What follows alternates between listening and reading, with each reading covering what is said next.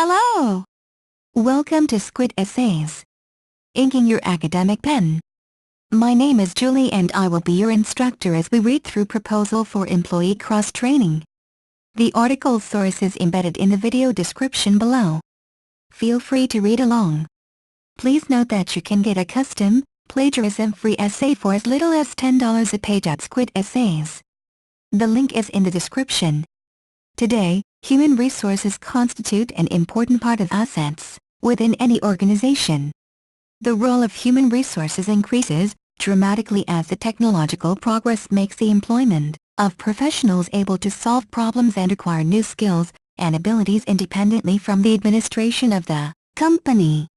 The modern business environment forces companies to focus on the employment of specialists that have a huge creative potential and are able to grow professionally. In such a context, the problem of the personnel training arises, since companies cannot employ new professionals when they have new objectives to meet or when new problems appear. The employment of new professionals leads to deterioration of the atmosphere within the organization because employees feel insecure because they can lose their job when their qualification or professional level does not match to the new requirements imposed on the organization by the business environment or progress of the organization. At the same time, many companies attempt to develop the employees' loyalty because it contributes to the formation of positive relationships between the personnel and increases effectiveness and productivity of employees because they get used to work as a team. In such a situation, the employee cross-training becomes an effective solution of the improvement of the professional level of employees and enlargement of their functionality, and simultaneously, the employee cross-training allows the company avoiding the employment of new professionals who need to get integrated into the organizational culture and work in a team with other employees. In actuality, the training of the personnel may be a serious challenge for the progress of the company because the effectiveness of the training, to a significant extent, defines the future potential of the company and its growth. It proves beyond a doubt that in the contemporary business environment the training opens the way to the company to improve its competitive position because trained employees are able to work more effectively, and they can increase their productivity as they learn new methods and techniques which they can apply successfully in their work. On the other hand, the training itself does not guarantee the progress of an employee as a professional, since different strategies and methods that are applied during the training can have a different impact on the employee. It is very important to apply strategies and methods of training that provides the maximum effectiveness of training because training needs substantial funding, and like any other investment, it needs the maximum revenue in a possibly shorter period of time.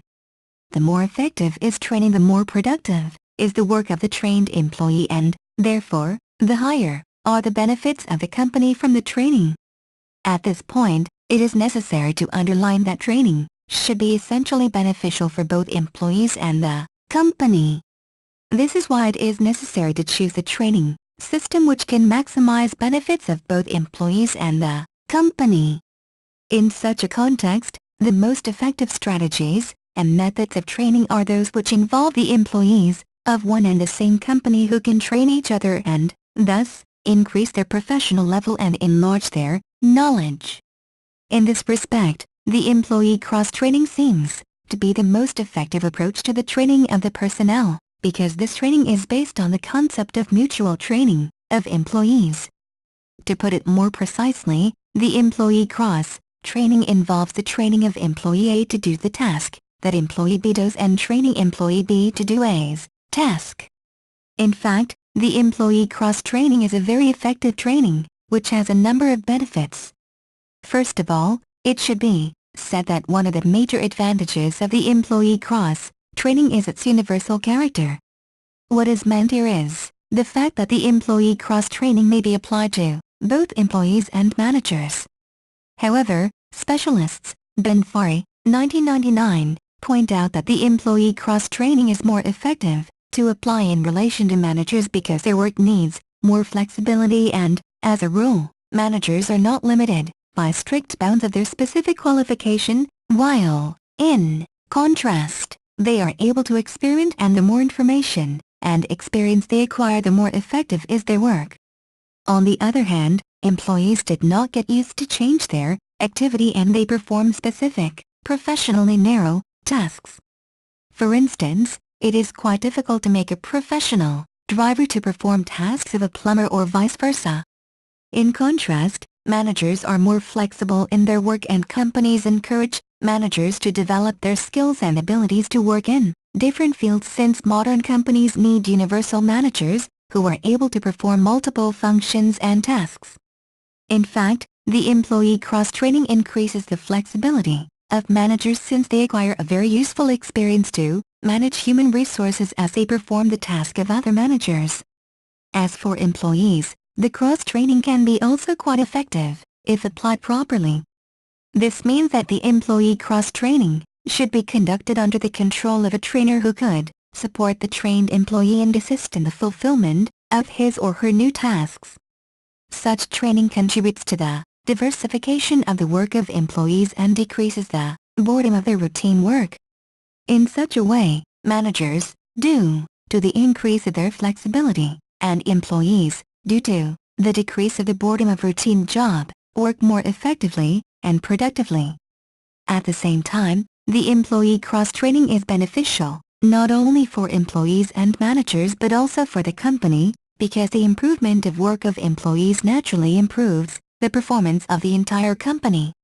In addition, the company does not need to involve specialists to organize and conduct training.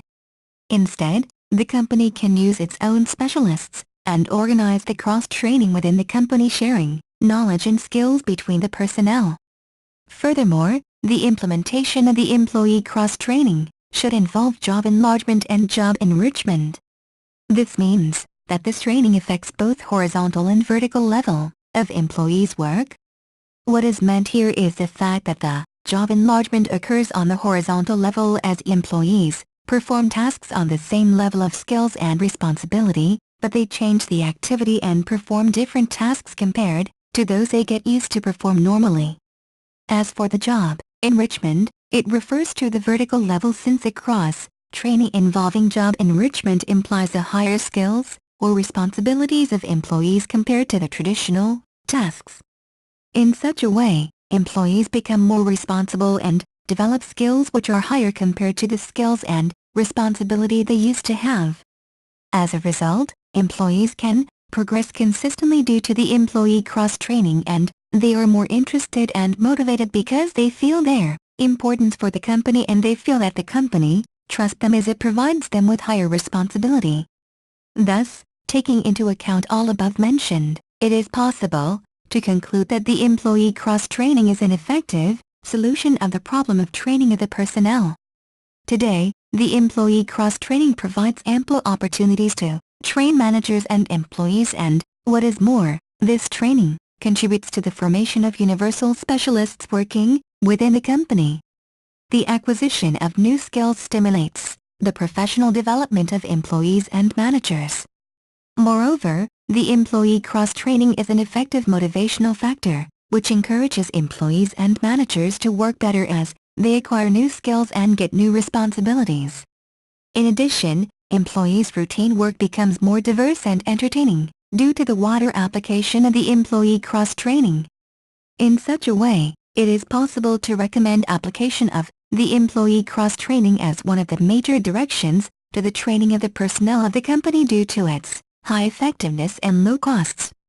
In this respect, it is important to remind about the orientation of the employee cross-training on the internal resources of the company, since this training does not need the involvement of specialists from outside. References: Benfari, R.C. 1999. Understanding and Changing Your Management Style. San Francisco, Jossy Bass. Blanchard, K. and Bolt, S. 1993. Raving Fans, A Revolutionary Approach to Customer Service. New York, Morrow. Bremen, D.W., and Taylor, A.L. eds. 1996. Strategies for Promoting Excellence in a Time of Scarce Resources. San Francisco, Jossy Bass. Garvin D.A. and Artemis M. 1997, November. A Note on Knowledge Management, Harvard Business School Case Study. Galo, H.S. 1997. The Deming Guide to Quality and Competitive Position. Englewood Cliffs, New Jersey. Prentice Hall. Mormon, S.A.